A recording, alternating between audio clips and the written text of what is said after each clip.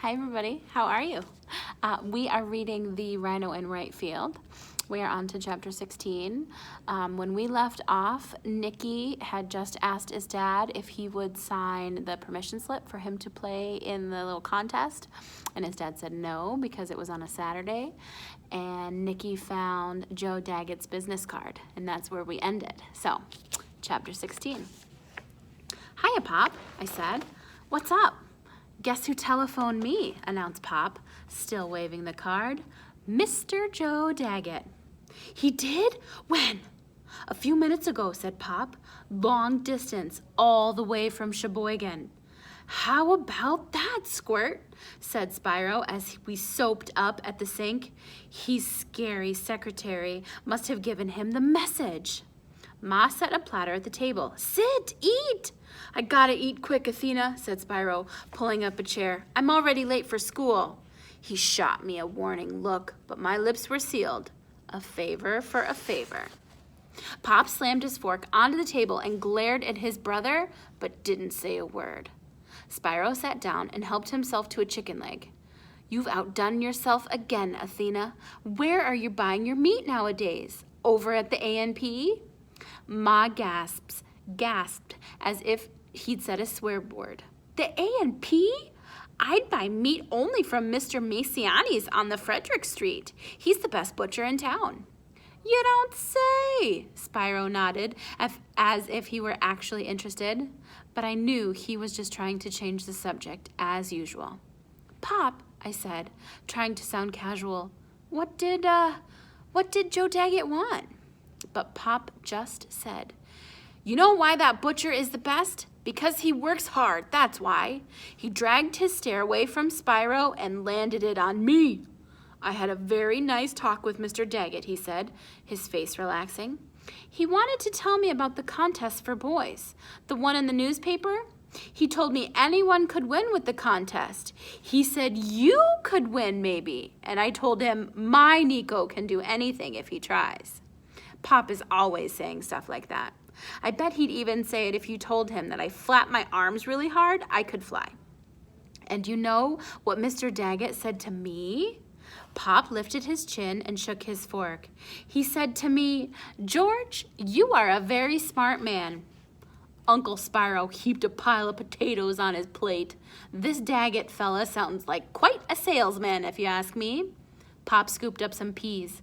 He's not a salesman, if you must know. He is the big boss of the Mud Puppies. He said he hopes to see you at Orchard Field on next Saturday morning, Nicky. Was I hearing this right? Had Joe Daggett actually gone to bat for me? I tore into a chicken wing. I was pretty hungry after all. How about that, Squirt, said Spyro. What do you say, George? Did you give the kid a day off? Pop dabbed his mouth with his napkin. Of course, I remind Mr. Daggett that you work on Saturdays. He said he wishes you could try out another time, but that wouldn't be fair to the other boys. I tell him that you don't want special treatment anyways. You told him that? I groaned through a mouthful of chicken. Pop nodded and helped himself to the potatoes. I tell Mr. Daggett that you are a smart boy. You know that baseball is fun to play, but work must always come before play. You know that you have responsibilities. Mr. Daggett is a businessman. I know he must understand this too. For crying out loud, George, Uncle Spyro tossed his napkin onto the table and scraped his chair backwards. I gotta go to school. And just like that, he was out the back door. He didn't eat much, declared Ma, sighing. I don't think he liked it. And there I sat, left to defend myself. It was time to face the facts. Joe Daggett had gone to bat for me, but he struck out. That's okay, Pop, I said with my most casual voice. If I had to fend for myself, then I'd fend as hard as I could. I like baseball and all, but contests aren't for me. I speared a forkful of potato, but I couldn't eat it, and it wasn't only because of all that custard. But then my mouth took on a life of its own and said all by itself. And anyhow, didn't I tell ya? There's a big school field trip next Saturday. I gulped. What was I doing? To the state capitol. I shoved the potato in my mouth to keep it from saying any more stupid stuff. Ma gave me a suspicious look. All the way to Madison?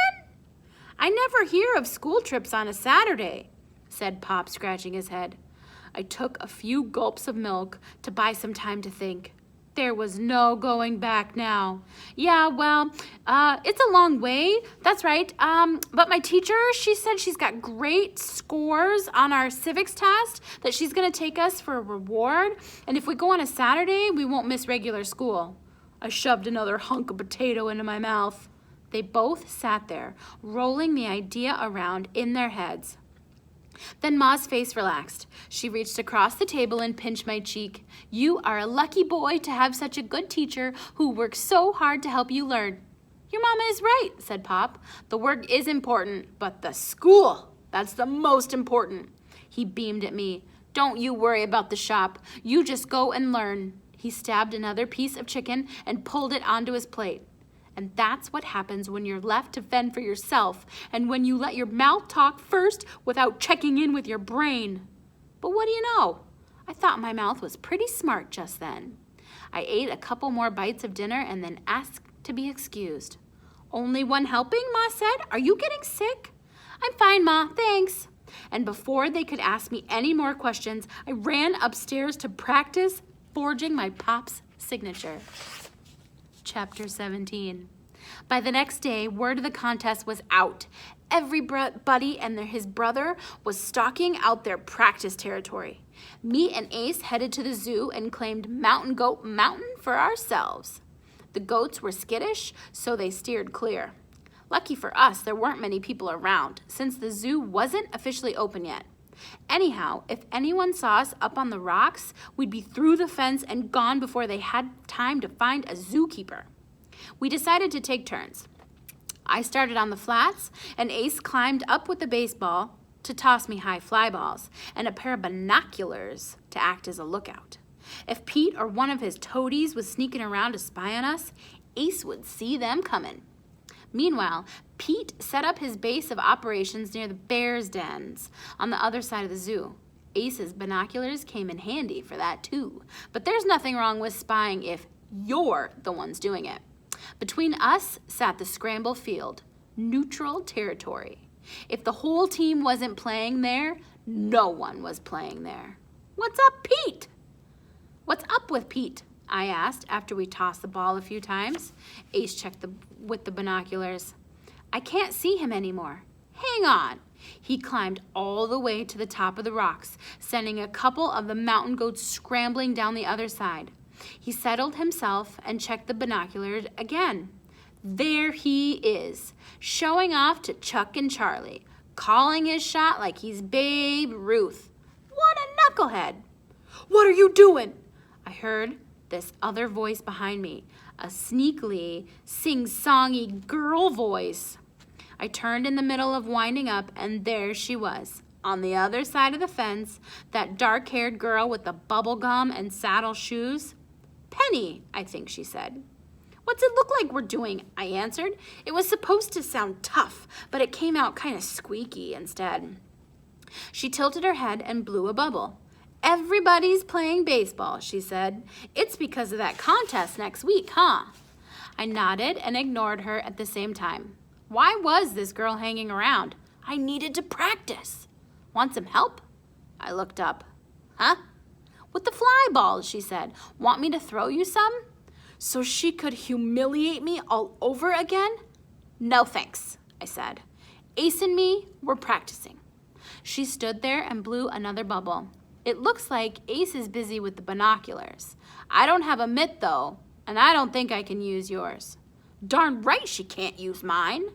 Then I figured, if I let her try and catch one or two, then maybe she'd leave us alone. I sighed really loud to give her a hint, and then I hollered for Ace to toss down his mitt. Is he supposed to be up there?